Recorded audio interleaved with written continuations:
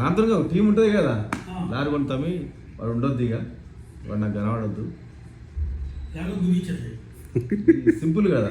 అంటే కాదు అత్యరాజ అనుకోకని చెప్పించింది కాదు అత్యరాజకీయాలు కృష్ణారెడ్డి గారిని చూస్తే గజగా చూస్తూ పోసుకున్నాం. 20 లక్షలకి లారీ ఉంటే మనకి మిగతా పైసలు ఎట్లా తర్వాత ఇస్తున్నాడు పని అయినాక. ఫస్ట్ అయితే ఒక వస్తువు తెచ్చి ఉండాలి. కాదు లారీకి 25 లక్షలు ఇచ్చి లారీ కొట్టాడు. సో లారీ తోటి నన్ను కేఆర్ గుద్దటోనికి ఎన్ని ఇస్తానని ముచ్చిన తర్వాత ఫస్ట్ అయితే 25 లక్షలు ఇవ్వనని నేను అన్నా. కొందాక ఫస్ట్ 20 లక్షలు అంటే ఫస్ట్ కొనిపోతాం నేను తక్కువ అన్నాడు. నేను అదే అడిగినా అన్న పైసా బండి కొన్నా అడ్వాన్స్ ఇవ్వాలన్నా 10 లక్షలు అడిగి తీసుకొని పోయినావు తమ్మి అని. సూర్యంగాన్ని చదివితే కూడా అన్న చేసేది ఉంటే వాళ్ళు ఇట్లా చిల్లర వాళ్ళు ప్రెస్ రిపోర్ట్లు అవన్నీ వస్తున్నాయి, కూర్చుండేటన్నా మాట్లాడదాం. నువ్వు డిసైడ్ అయితే అన్న లేకుండా ఊరిక మాకెందుకన్నా మాకు చూడలేకపోతున్నావు రోడ్ల మీద గలీజ్ అవుతాను కూడా చెప్పిన. చెప్తే వెళ్ళిపోయి ఇతర పోతాం మీకు ఎప్పుడు చెప్తే అని అన్నాడు. ఏం చెప్తారన్న మాటలతో పని కాదు. ఇప్పుడు అంటే కాన్స్టిట్యున్సీలా సుధాకరణ నియోజకవర్గంలో 90% మంది కార్యకర్తలు వ్యతిరేకిస్తారు ఈయన అవలేశాలకి. ఈయన ఏకపక్ష నిర్ణయాలు కానీ ఇవి కానీ ఈ పదవులు అమ్ముకుంటుండని చెప్పి 90% కార్యకర్తలు కాంగ్రెస్ వాళ్ళు వ్యతిరేకిస్తారు. అంటే 90 మందిని 90 లారీలు కొట్టి కొని 90 ఫస్ట్ అయితే ఒక వస్తువు తెచ్చి ఉండాలి. కాదు లారీకి 25 లక్షలు ఇచ్చి లారీ కొట్టాడు. సో లారీ తోటి నన్ను కేఆర్ గుద్దటోనికి ఎన్ని ఇస్తానని ముచ్చిన తర్వాత ఫస్ట్ అయితే 25 లక్షలు ఇవ్వనని నేను అన్నా. కొందాక ఫస్ట్ 20 లక్షలు అంటే ఫస్ట్ కొనిపోతాం నేను తక్కువ అన్నాడు. నేను అదే అడిగినా అన్న పైసా బండి కొన్నా అడ్వాన్స్ ఇవ్వాలన్నా 10 లక్షలు అడిగి తీసుకొని పోయినావు తమ్మి అని. సూర్యంగాన్ని చదివితే కూడా అన్న చేసేది ఉంటే వాళ్ళు ఇట్లా చిల్లర వాళ్ళు ప్రెస్ రిపోర్ట్లు అవన్నీ వస్తున్నాయి, కూర్చుండేటన్నా మాట్లాడదాం. నువ్వు డిసైడ్ అయితే అన్న లేకుండా ఊరిక మాకెందుకన్నా మాకు చూడలేకపోతున్నావు రోడ్ల మీద గలీజ్ అవుతాను కూడా చెప్పిన. చెప్తే వెళ్ళిపోయి ఇతర పోతాం మీకు ఎప్పుడు చెప్తే అని అన్నాడు. ఏం చెప్తారన్న మాటలతో పని కాదు. ఇప్పుడు అంటే కాన్స్టిట్యున్సీలా సుధాకరణ నియోజకవర్గంలో 90% మంది కార్యకర్తలు వ్యతిరేకిస్తారు ఈయన అవలేశాలకి. ఈయన ఏకపక్ష నిర్ణయాలు కానీ ఇవి కానీ ఈ పదవులు అమ్ముకుంటుండని చెప్పి 90% కార్యకర్తలు కాంగ్రెస్ వాళ్ళు వ్యతిరేకిస్తారు. అంటే 90 మందిని 90 లారీలు కొట్టి కొని 90% అందరినీ చంపిస్తారా?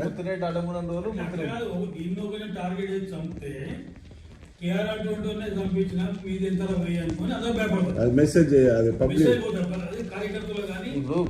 ప్రతాప్ రెడ్డికి జోలికి పోవద్దు, పోతే అమ్మ చంపిస్తారు అని చెప్పి భయానికి. ఆయన ఆలోచన ఏంటంటే నీ తర్వాత నీ తర్వాత నీది మొన్ననే ఫస్ట్ అన్నది ఎప్పుడు ఎలక్షన్ అయిపోయినాకనే నీతో స్టార్ట్. ఇది సక్సెస్ కాలే కదా, ఇది సక్సెస్ కాలేదు కాబట్టి ఏదో ఒకటి వేయాలని చెప్పి నీవు స్టార్ట్ చేసిండు.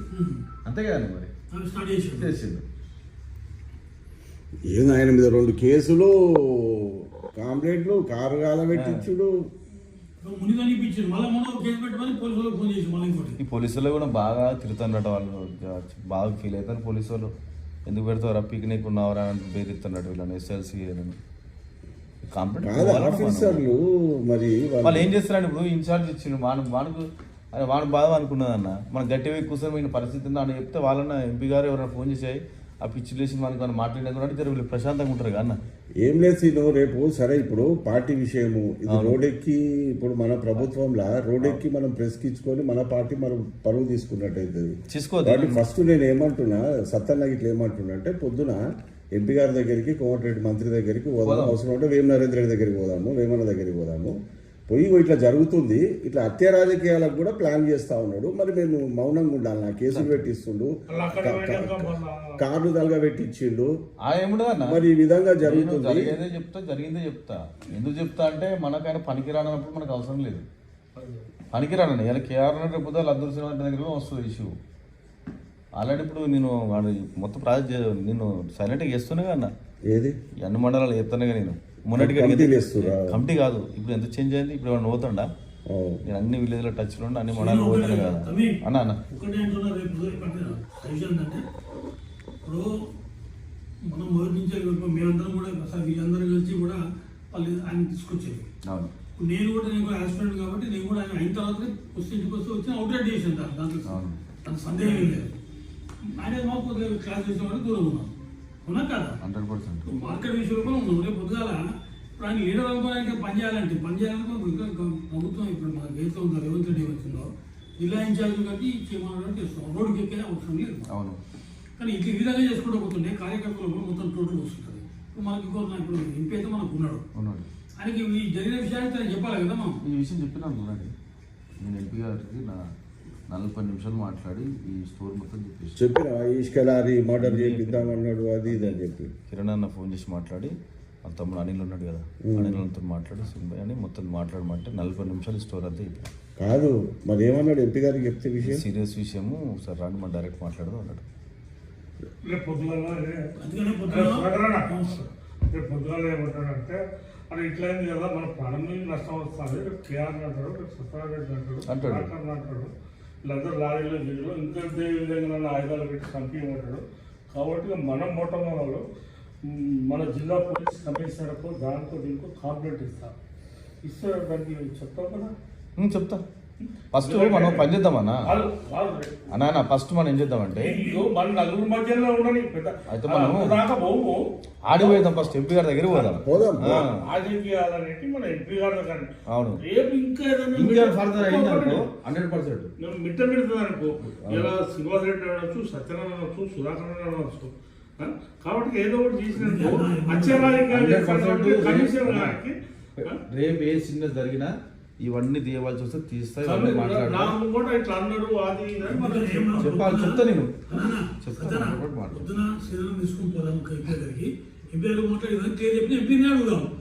పోలీస్ కేసు పెట్టుకుంటారు, మీరు ఎట్లా ఎత్తే కట్టేస్తాం అంతే కదా అని డిసైడ్ అయిపోయింది.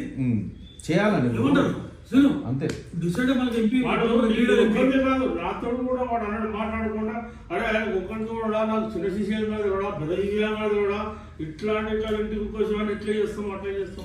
అంబర్పేట శంకర్ తెలియదా వాళ్ళందరినీ పైలు మళ్ళీ పిలిపిస్తాం. అందుకనే మనకు లీడర్ అంటే ఇప్పుడు కిరణ్ కుమార్ రెడ్డి గారు కాబట్టి ఆయనకు దగ్గరగా చెప్పిద్దాం.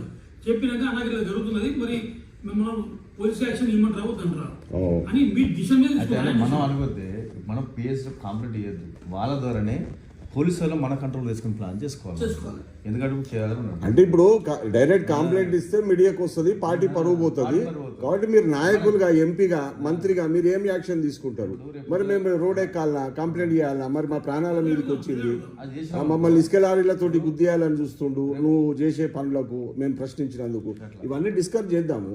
చేస్తే ఎంపీ గారు, మంత్రి గారికి ఇట్లా ఏమంటారు, వేమనారాయణ ఇట్లా దాన్ని బట్టి ప్లాన్ చేసుకుంటారు. జనాల రావడానికి ఒక్క పిచ్చకుండా బాధ పక్క జరిగింది అనుకో, ఏం చేద్దాం సంగతి మనం పొలిటికల్ లీడర్స్ చెప్పేసుకుంటా పోతాం. ఇది ఒక్కటే, ఇది ప్రాబ్లం సాల్వ్ అయితే అంతే కదా మనకు కావాల్సింది. ఎంపీ గారి దగ్గరికి పోవాలన్నా, ఎంపీ గారి దగ్గర పోతే నాకు కూడా నా మీద 40 మంది దాడయ్యారు, నా మొత్తం ఫైల్ ఉంది. మరిన్ని వీడియోస్ కోసం ఛానల్ ని సబ్స్క్రైబ్ చేయండి, లేటెస్ట్ అప్డేట్స్ కోసం వాట్సాప్ ఛానల్ ని ఫాలో చేయండి, అండ్ లింక్ డిస్క్రిప్షన్ లో ఉంది.